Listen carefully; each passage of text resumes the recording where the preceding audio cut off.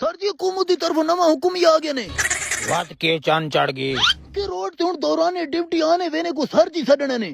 हाँ अकिया कमरा आ गया फिर बस सर जी मजबूरी जो है गुजारा कर सो। सर जी जनाब बना सिंगुर तने जी जी बिल्कुल सर जी, तो आपको किन्हीं पता लग गई। तय वाले हिस भेड़ी चोले तो पता नहीं मैं तो हैरान तुसा सिंगुर हजरात ई जे रंग लब कितो गिन दियो। सर जी मेरे को तो लगदा तुलाई वाले उछाड़ दा बनाया।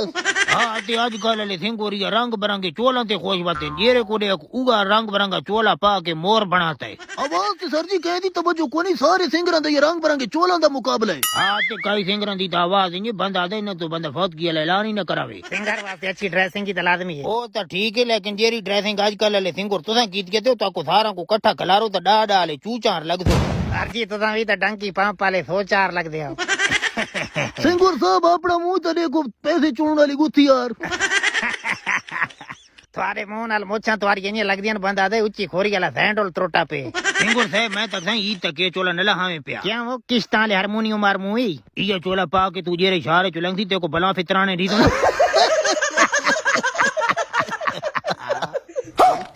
ओए जमाला सिंगुर को सरजी थड़ा थे कि कोना पता नहीं।